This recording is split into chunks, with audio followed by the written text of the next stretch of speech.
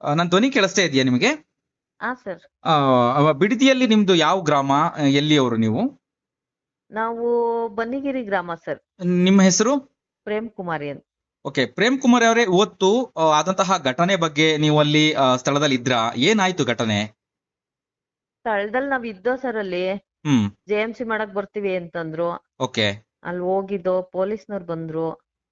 ನಮ್ಗೂ ಅವ್ರಿಗೂ ಸ್ವಲ್ಪ ಘರ್ಷಣೆ ಆಯ್ತು ಸರ್. ನಮ್ಮ ಕಷ್ಟ ಅವ್ರಿಗೆ ಹೇಳ್ಕೊಂಡು ಅವರು ಸಮಾಧಾನ ಮಾಡಿದ್ರು ನಮ್ಮನ್ನು. ಗಲಾಟೆ ಆಗಕ್ ಕಾರಣ ಏನು ಅಂದ್ರೆ JMC ಮಾಡ್ತೀನಿ ಅಂತ ಬಂದ್ರವ್ರು. ರಿಸರ್ವ್ ಬಂತು ಲೇಡೀಸ್ದು ಮತ್ತೆ ಜೆಂಟ್ಸ್ದುನು. ಹಾ. ಇಲ್ಲೇ ಬೈರ್ಮಂಗಲದಲ್ಲಿ ರೋಡ್ ತಡೆ ಮಾಡಿರು. ಎಷ್ಟು ಗಂಟೆಗೆ ಬಂದಿದ್ರು ಮೇಡಮ್ JMC ಅಧಿಕಾರಿಗಳು? JMC ಅಧಿಕಾರಿಗಳು ಟೈಮಿಂಗ್ಸ್ ಅಂದಾಜು ಎಲ್ಲ ನಾನು ನೋಡ್ಲಿಲ್ಲ ಸರ್. ಅಂದಾಜು ಒಂದು 12 ಗಂಟೆ ಇರ್ಬೇಕು ಸರ್. 12 ಗಂಟೆಗೆ. ಓಕೆ, ಸರಿ. 12 ಗಂಟೆ ನಿನ್ನೆ. ಆಮೇಲೆ 12:30 1 ಗಂಟೆನೆ ಆಯ್ತು ಸರ್ ಅವ್ರು ಬರೋದ್ರಲ್ಲಿ. ಸರಿ, ನಾವು ಆಯ್ತು. ಸ್ವಲ್ಪ ಆಮೇಲೆ ಹೊತ್ತು ಒಂದು ಅರ್ಧ ಗಂಟೆ ಅಲ್ಲೇ ವೇಟ್ ಮಾಡ್ದೋ. ಅಲ್ಲಿ ಹೋಗ್ತಿದ್ದಂಗೆನೆ ಪೊಲೀಸ್ನವ್ರು ಬಂದ್ರು. ಹಾ. ಅವರು ಲೇಡೀಸ್ ಪೊಲೀಸ್ ಎಲ್ಲ ಸಿಕ್ಕಾಪಟ್ಟೆ ಜನ ಬಂದಿದ್ರು ಸರ್. ಒಂದು 20-25 ಜನ ಮೇಲಿದ್ರು. ಹಾ. ಎಲ್ಲ ಬಂದ್ ಮಾತುಕತೆ ಆಡಿರು. ಅವ್ರದ್ದು ಏನದೋ ಅವ್ರು ಹೇಳಿರು, ನಮ್ದೇನದೋ ನಾವ್ ಹೇಳ್ದೋ.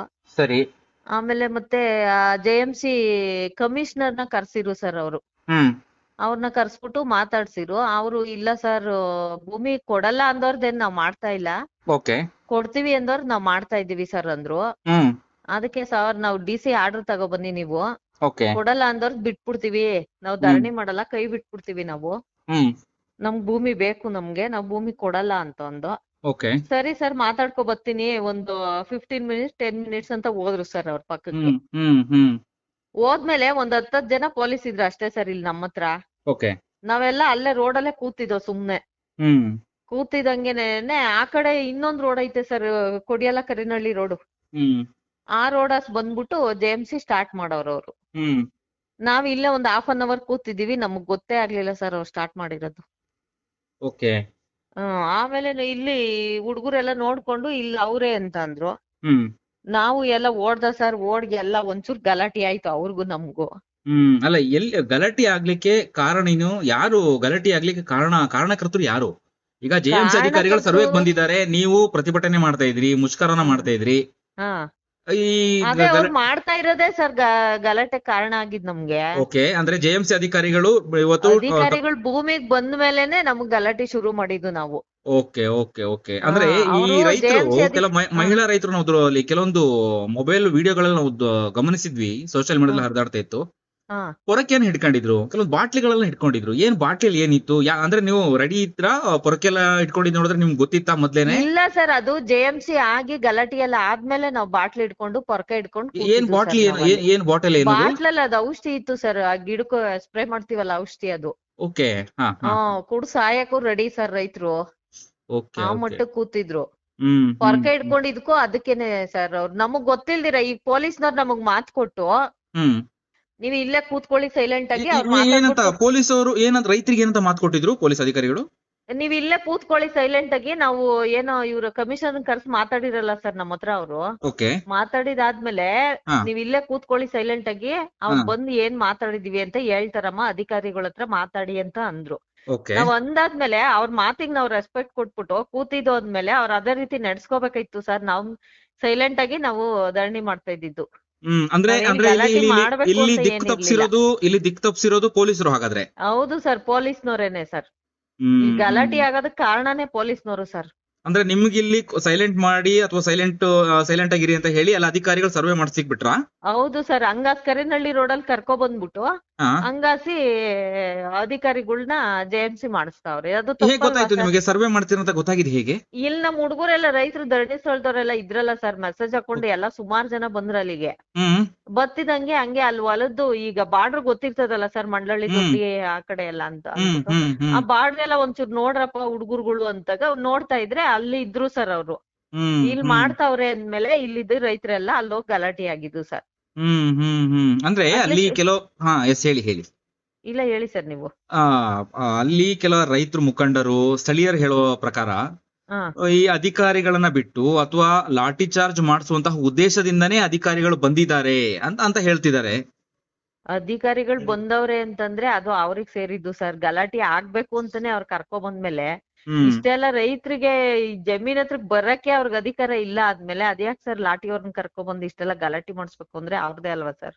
ಹ್ಮ್ ಫಿಕ್ಸ್ ಆಗಿದ್ರೆ ಹಾಗಾದ್ರೆ ಜಮೀನ್ ಬಿಡ್ಲೇಬಾರ್ದು ಟೌನ್ಶಿಪ್ ಗೆ ಅನ್ನೋದನ್ನ ನೀವು ಸರ್ ನಾವ್ ಬಿಡದೇ ಇಲ್ಲ ಸರ್, ಅವ್ರಿಗೆ ಅಂತ ಹೋರಾಟಕ್ಕೂ ರೆಡಿ ಸರ್ ನಾವು, ಪ್ರಾಣ ಕಳ್ಕೊಳಕ್ಕೂ ಸರಿ ಸರ್ ನಾವು.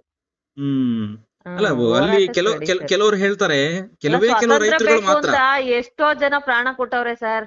ಹ್ಮ್ ಸ್ವಾತಂತ್ರ್ಯಕ್ಕೋಸ್ಕರ ಎಷ್ಟೋ ಜನ ಪ್ರಾಣ ಕೊಟ್ಟಾರ. ನಮ್ ರೈತರು ಕೊಡ್ತಾರ ಬಿಡಿ ಸರ್ ಭೂಮಿಗೋಸ್ಕರ, ಹ್ಮ್ ಹ್ಮ್ ಅಲ್ವಾ? ಹ್ಮ್ ಯಾರ್ ಸರ್ ಎದುರ್ತಾರೆ? ಅಲ್ಲ ಅಲ್ಲಿ ಈಗ ಕೆಲವು ರೈತರು ಹೇಳುವಂತದ್ದು 490 ದಿನದಿಂದ ಧರಣಿ ಕೂತ್ಕೊಂಡ್ ಸತ್ತೋಗಿದೀವಿ ನಾವು ಆಲ್ರೆಡಿ. ಎಷ್ಟು ದಿನ? 490 ಸರ್. ಓಕೆ, ಅವತ್ತಿಂದನೂ ಸುಮಾರು 500 ದಿನ ಸತ್ತೋಗಿದೀವಿ. ಸತ್ತೋಗಿದೀವಿ ಸರ್ ನಾವು. ಅಲ್ಲ ಅಲ್ಲಿ ಕೆಲವು ರೈತರು ಹೇಳ್ತಾರೆ ಕೆಲವರು ಮಾತ್ರ ರೈತರು ಇನ್ನು ಬಿಡದಿಗೆ ಜಮೀನ್ ಕೊಟ್ಟಿಲ್ಲ, ಈಗಾಗಲೇ ಬಹುತೇಕ ರೈತರು ಜಮೀನ್ ಕೊಟ್ಟಿದ್ದಾರೆ ಅಂತ ಹೇಳ್ತಿದ್ದಾರೆ. ನಿಜಾನ ಸುಳ್ಳು ಅದು? ಇಲ್ಲ ಸರ್, 80% ಅಲ್ಲ ಸರ್, 90% ಜನ ಒಪ್ತಾ ಇಲ್ಲ ಸರ್. 10% ಮಾತ್ರ ಅಲ್ಲಿ ಕೂತಿರೋದು ಅವ್ರು ಓಕೆ ಭೂಮಿ ಕೊಡ್ತೀವಿ ಅಂತ. ಯಾಕಂದ್ರೆ ನಾವು ವಾಸ್ತವವಾಗಿ ಊರಲ್ಲಿ ಇದ್ದು ಜೀವಿಸ್ತಾ ಇರೋರು ಕಂಡಿರೋದು. ಹಾ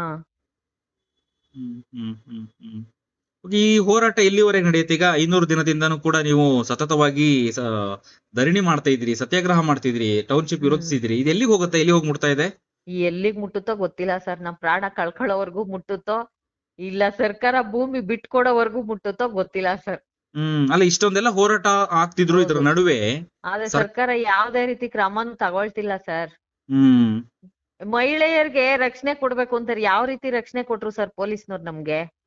ಏನಾಯ್ತು ಇವತ್ತು ಮಹಿಳೆಯರಿಗೆ ಏನೋ ಸಮಸ್ಯೆ ಆಯ್ತಾ? ಸರ್ ನಾವು ರೈತರು ಶಾಲಾ ಹಾಕೊಂಡಿರೋದ್ನೇ ಕಿತ್ಕೊಂಡವ್ರ ಅವ್ರು, ಎಳ್ದಾಡೋರೆ ಮಹಿಳೆಯರ್ನೆಲ್ಲಾನು ಸರ್ ಅವ್ರು.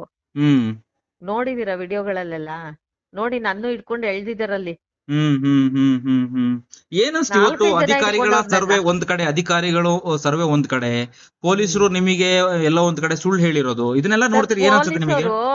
ಅವ್ರಿಗೆ ಸಪೋರ್ಟ್ ಮಾಡ್ತಾರೆ ಹೊರತು ನಮಗ್ ಸಪೋರ್ಟ್ ಮಾಡ್ತಿಲ್ಲ ಸರ್ ಅವರು.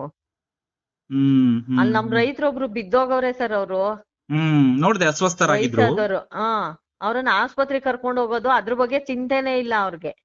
ಏನಿದ್ರು ಅವ್ರು JMC ಅಧಿಕಾರಿಗಳನ್ನ ಹೊರಗಡೆ ಕಳಿಸ್ಬೇಕು, ಅವ್ರದ್ದು ಅದೇ ಚಿಂತೆ. ಅಲ್ಲ, ನಾನು ಪೊಲೀಸರು ಸುಳ್ಳು ಹೇಳಿದ್ರು ಅನ್ನೋ ಪದನ ಯಾಕೆ ಬಳಸ್ತೆ ಅಂತಾರೆ, ನಿಮ್ಗೆ ಪೊಲೀಸರು ಈಗ ಹೇಳಿ ನೀವು ಹೇಳಿರೋ ಪ್ರಕಾರನೇ ಇಲ್ಲ ಸರ್, ನಿಜ, ಅದು ನಿಜನೇ ಹೇಳ್ತಾ ಇರೋದು. ನಾವು ಸುಳ್ಳು ಹೇಳೋ ಅವಶ್ಯಕತೆ ನಮ್ಗಿಲ್ಲ ಸರ್. ನಿಜನೇ ಸರ್ ನಾವ್ ಹೇಳಿರೋದು. ನಾವ್ ಮಾತಾಡ್ತಾರಮ್ಮ ಅಧಿಕಾರಿಗಳ ಹತ್ರ, ಅವ್ರು ಮಾತಾಡ್ಬಿಟ್ಟು ಬರ್ತಾರ ವಾಪಸ್ಸು. ಏನು ಅಂತ ಹೇಳ್ತೀವಿ ನಾವು ಅಂತ ನೀವು ಸುಮ್ನೆ ಹೇಳ್ಬಿಟ್ಟು ನಮ್ಮನ್ ಕೂರ್ಸ್ಬಿಟ್ಟು ಸರ್ ಸೈಲೆಂಟ್ ಆಗಿ ನೀವ್ ಆ ಕಡೆಯಿಂದ ಹೋಗಿ JMC ಮಾಡ್ತೀರಿ. ಯಾರ್ ಸರ್ ರೈತರಿಗೆ ಯಾರಕ್ ಕೋಪ ಬರಲ್ಲ ಹೇಳಿ ನೀವೇನೇನೆ?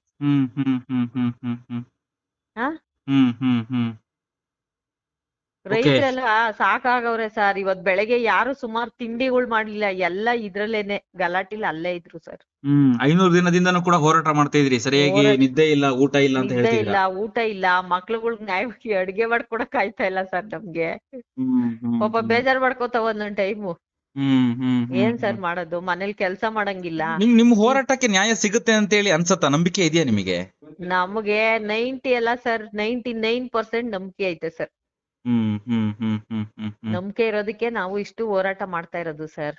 ಓಕೆ, ಈಗ ನಿಮ್ ಹೋರಾಟಕ್ಕೆ JDS ಮತ್ತೆ BJP ಅವರು ಕೂಡ ಕೈ ಜೋಡಿಸಿದ್ದಾರೆ. ಸರ್ ನಮ್ಗೆ ಯಾವ JDS ಬೇಡ, ನಮ್ಗೆ ಯಾವ BJPನೂ ಬೇಡ. ನಮ್ಗೆ ಈ ಸರ್ಕಾರದ ಇವ್ರು ರಾಜಕಾರಣಿಗಳು ತರಕ್ ಇಷ್ಟ ಇಲ್ಲ ಸರ್. ನಾವ್ ರೈತರು ಹೋರಾಟ ರೈತರಾಗೆ ಇರ್ತೀವಿ, ರೈತರು ಹೋರಾಟನೇ ಮಾಡ್ತೀವಿ ಸರ್ ನಾವು.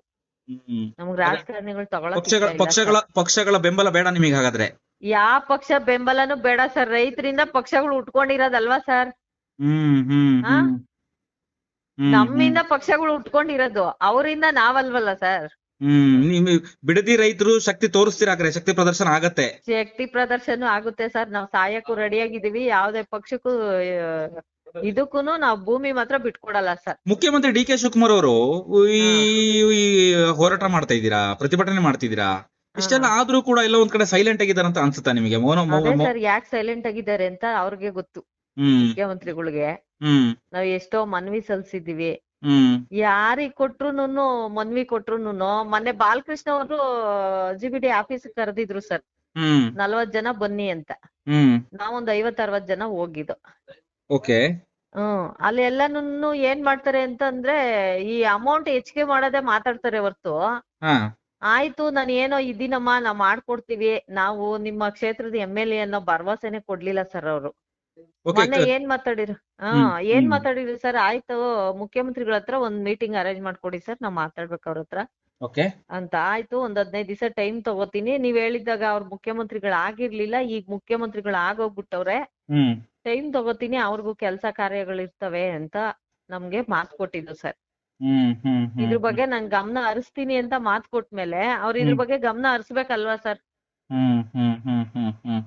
ಈಗ ಯಾರ್ದೇ ರೈತರು ಜಮೀನ್ ಹತ್ರಕ್ ಹೋದ್ರು ಅವ್ರ ಪರ್ಮಿಷನ್ ಇಲ್ದೆ ಅವ್ರು ಬರೋ ಆಗಿಲ್ಲ. ಈಗ ನಮ್ಗೆ ಯಾಕೆ ಸರ್ ನೋಟಿಸ್ ಕೊಡ್ತಾರೆ? ಈಗ ನೀವ್ ಕೊಡೋರ್ JMC ಮಾಡ್ಸೋರಿಗೆ ನೋಟಿಸ್ ಕೊಟ್ಕೊಳ್ಳಿ ನೀವು. ಭೂಮಿ ಕೊಡಲ್ಲ ಅನ್ನೋರ್ಗೆ ಯಾಕೆ ನೋಟಿಸ್ ಕೊಟ್ಟವ್ರ ಇವ್ರು? ಈಗ ಭೂಮಿ ಕೊಡಲ್ಲ ಅನ್ನುವಂತ ರೈತರು ಜಮೀನಿಗೂ ಕೂಡ JMC ಅಧಿಕಾರಿಗಳು ಬರ್ತಾ ಇದ್ದಾರೆ. ಅಧಿಕಾರಿಗಳು ಬರ್ತಾ ಇಲ್ಲ ಸರ್, ಅವ್ರು ಮಾಡಲ್ಲ ಅಂತಾನೆ ಹೇಳ್ತಾವ್ರೆ. ಆದ್ರೂನು ನಮ್ಗೆ ಇವ್ರ ಮೇಲೆ ನಂಬಿಕೆನೆ ಇಲ್ವಲ್ಲ ಸರ್, ಸರ್ಕಾರದ ಮೇಲೆ. ನಮ್ಗೇನ್ ಸರ್ ಗ್ಯಾರಂಟಿ?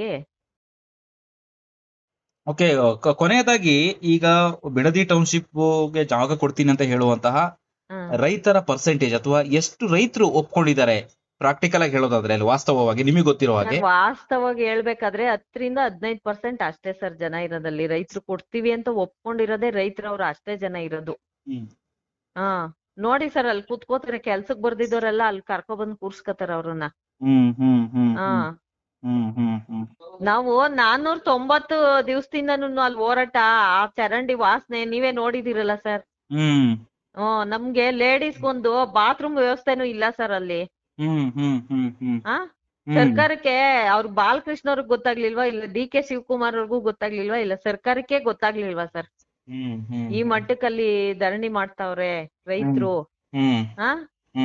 ಯಾರು ಬಂದ್ ಕೇಳಲ್ವಲ್ಲ ಸರ್ ನಮ್ದು ಕಷ್ಟ ಏನು, ನಿಮ್ ಸುಖ ಏನು, ನಮ್ಮನ್ನ ಓಟ್ ಹಾಕಿ ಗೆದ್ದಿಸಿದೀರ ನೀವು ಅಂತ ಏನ್ ಕೇಳ್ತಾವ್ರೆ ಸರ್ ಅವರು? ಇನ್ನೇನಿಲ್ಲ ಸರ್, ವಿಷದ ಬಾಟ್ಲು ತಗೊಂಡ್ ಕುಡಿಯೋದೆ ಅಷ್ಟೇ ನಮ್ದ್ ಕೆಲ್ಸ. ಅಲ್ಲ ಜೀವ ಕಳ್ಕೊಂಡ್ರೆ ನ್ಯಾಯ ಸಿಗತ್ತಾ? ಅಲ್ಲ, ಜೀವ ಕಳ್ಕೊಂಡ್ರೆ ಒಂದ್ 3 ಜನ ರೈತರು ಸಾಯಕ್ಕೂ ರೆಡಿ ಆಗಿದೀವಿ ಸರ್. 3 ಜನ ಉಳ್ಸಿರೆ ಎಷ್ಟೋ ಜನದ ಮನೆ ಉಳಿತದಲ್ಲ ಸರ್. ಎಷ್ಟೋ ಜನದ ರೈತರು ಬಾಳನ್ ಕಿತ್ಕೋತಾವ್ರಲ್ಲ ಇವ್ರು, ಬಾಳಿ ಬದುಕೋದನ್ ಕಿತ್ಕೋತಾವ್ರಲ್ಲ ಇವ್ರು. ಹೋರಾಟ ಮಾಡಿ, ಕಾನೂನು ರೀತಿಯಲ್ಲಿ ಹೋರಾಟ ಮಾಡಿ ನಿಮ್ಮ ಜಮೀನನ್ನ ಉಳಿಸ್ಕೊಳ್ಳಿ. ಜೀವ ತೆಗೆದುಕೊಳ್ಳೋದು ಆತ್ಮಹತ್ಯೆ ಮಾಡ್ಕೊಳ್ಳುವಂತ ನಿರ್ಧಾರನ ಆತ್ಮಹತ್ಯೆ ಮಾಡ್ಕೊಳ್ಳುವಂತ ನಿರ್ಧಾರಕ್ಕೆ ಬರಬೇಡಿ. ಹೋರಾಟ ಮಾಡಿ, ಕಾನೂನು ರೀತಿಯಲ್ಲಿ ಹೋರಾಟ ಮಾಡಿ. ಕಾನೂನು ರೀತಿಯಲ್ಲಿ ಹೋರಾಟ ಮಾಡ್ತಾ ಇದೀವಿ, ಆದ್ರೆ ಯಾವ್ದಕ್ಕೂ ಸ್ಪಂದನೆ ಕೊಡ್ತಾ ಇಲ್ವಲ್ಲ. DK ಶಿವಕುಮಾರ್ ಆಗ್ಲಿ, ಬಾಲಕೃಷ್ಣ ಅವ್ರಾಗ್ಲಿ ಯಾವ್ದಕ್ ಕೊಡ್ತಾವ್ರೆ ಸರ್ ಹೇಳಿ ನೀವೇ ನೆನ್ನೆ? ಏನ್ ಮಾಡ್ತೀರಾ ಹಾಗಾದ್ರೆ? ಸಂಬಂಧಪಟ್ಟಂತಹ ಜನಪ್ರತಿನಿಧಿಗಳು, ಮುಖ್ಯಮಂತ್ರಿಗಳ ಆದಿಯಾಗಿ ಯಾರು ಕೂಡ ಸ್ಪಂದಿಸ್ತಿಲ್ಲ. ಜಿಲ್ಲಾಧಿಕಾರಿಗಳ ಆದಿಯಾಗಿ, ತಹಸೀಲ್ದಾರ್ ಆದಿಯಾಗಿ ಅನ್ಲಾಯಕ್ DC ಅಂತ ಹೇಳ್ಬೋದು ಸರ್. ಅವ್ರಂತೂನು ಏಂತಕ್ಕೂ ಬೇಡ ಅವ್ರು. ಒಬ್ಬ ಗೌರ್ಮೆಂಟ್ ಸ್ಕೂಲ್ ಹುಡುಗನ್ಗೂ ಸಮ ಇಲ್ಲ ಸರ್ ಅವರು. ಆ ಗೌರ್ಮೆಂಟ್ ಸ್ಕೂಲ್ ಮಕ್ಳೆಲ್ಲ ಬಂದ್ ಇವತ್ ನಮ್ ಧರಣಿ ಸ್ಥಳಕ್ ಕೂತಿದ್ರು ಸರ್ ಇವತ್ತಲ್ಲಿ JMC ಮಾಡೋ ಹತ್ರ ಸ್ಕೂಲ್ ಬಿಟ್ಮೇಲೆ. ಆಮೇಲೆ ಈಗ ಇದನ್ನ ಮಾತಾಡಿದ್ಕೆ ನಾನು ಪ್ರಶ್ನೆ ಕೇಳ್ಬೇಕು ಅಂತ ಹೇಳಿ, ಸಣ್ಣ ಮಕ್ಕಳನ್ನ, ಸ್ಕೂಲಿಗೆ ಹೋಗೋ ಮಕ್ಕಳನ್ನ ಪ್ರತಿಭಟನೆಯಲ್ಲಿ, ಮುಷ್ಕರಲ್ಲಿ ಬಳಸ್ಕೊಳ್ತಾ ಇದ್ದಾರೆ ಅನ್ನೋ ಆರೋಪಗಳು ಕೆಲವರು ಹೇಳ್ತಾ ಇದ್ದಾರೆ. ಅದು ನಿಜನಾ ಸುಳ್ಳ ಗೊತ್ತಿಲ್ಲ. ಶಾಲೆಗೆ ಹೋಗುವಂತ ಮಕ್ಕಳನ್ನ ನನ್ಗೆ ಗೊತ್ತಿಲ್ಲ ನನಗೆ, ನೀವ್ ಹೇಳ್ಬೇಕು. ಈ ಗೌರ್ಮೆಂಟ್ ಸ್ಕೂಲ್ ಬಿಡೋದು 4:20ಕ್ಕೆ. ಅಲ್ಲಿ ನಾವು 5:05 ಈಗ 6 ಗಂಟೆವರೆಗೂ ಅಲ್ಲೇ ಇದ್ದೋ ಸರ್ ನಾವು. 5:30 ಮೇಲೆ ಬಂದವ್ರೆ ಮಕ್ಳು. ಸ್ಕೂಲ್ ಕಳಿಸ್ದಂಗೆ ಕರ್ಕೊಂಡೋಗಿ ಕೂರ್ಸ್ಕೊಳ್ಳೋ ಅಂತದ್ ನಮ್ಗೇನೋ ಮಕ್ಳಿಗೆ ಫೀಸ್ ಕಟ್ಬಿಟ್ಟು ಅಲ್ವಾ ಸರ್? ಆರೋಪ ಮಾಡೋರು ಹೇಳ್ಬೋದು ಸರ್, ಹೆಂಗ್ ಬೇಕಾದ್ರೂ ಆರೋಪ ಮಾಡಿ ಹೇಳ್ಬೋದು, ಆದ್ರೆ ನಿಜಾಂಶ ತಿಳ್ಕೊಬೇಕು ಸರ್. ಯಾರ್ ಸರ್ ಮಕ್ಳನ್ನ ಕರ್ಕೊಬಂದ್ ಕೂರ್ಸ್ಕೋತಾರೆ? ರಜೆ ಇದ್ದಾಗ ಕೂರ್ಸ್ಕೋತೀವಿ. ಈ ಸರ್ಕಾರಕ್ಕೆ ಏನ್ ಹೇಳ್ತೀರಿ? ಕೊನೆಯದಾಗಿ ಅಧಿಕಾರಿಗಳಿಗೆ ಏನ್ ಹೇಳ್ತೀರಿ? ಜನಪ್ರತಿನಿಧಿಗಳಿಗೆ ಏನ್ ಹೇಳ್ತೀರಿ? ಎಲ್ಲಿವರೆಗೆ ಹೋರಾಟ ಸರ್? ನಮ್ ಭೂಮಿ ನಮ್ಗೆ ಬಿಟ್ಕೊಡೋವರೆಗೂ ಹೋರಾಟನೇ. ಆದ್ರೆ ಈ ಸರ್ಕಾರಕ್ಕಂತೂ ಒಂದ್ ಧಿಕ್ಕಾರ ಸರ್. ಧನ್ಯವಾದಗಳು ಪ್ರತಿಧ್ವನಿ ನ್ಯೂಸ್ ನೊಂದಿಗೆ ಮಾತನಾಡಿದಕ್ಕೆ ಪ್ರೇಮ್ ಕುಮಾರ್ ಅವರೇ. Thank you. ತುಂಬಾ ಥ್ಯಾಂಕ್ಸ್. ಹೆಚ್ಚಿನ ವಿಡಿಯೋಗಳಿಗೆ ಪ್ರತಿಧ್ವನಿ ಯೂಟ್ಯೂಬ್ ಚಾನೆಲ್ ಸಬ್ಸ್ಕ್ರೈಬ್ ಮಾಡಿ, ಬೆಲ್ ಐಕಾನ್ ಕ್ಲಿಕ್ ಮಾಡಿ.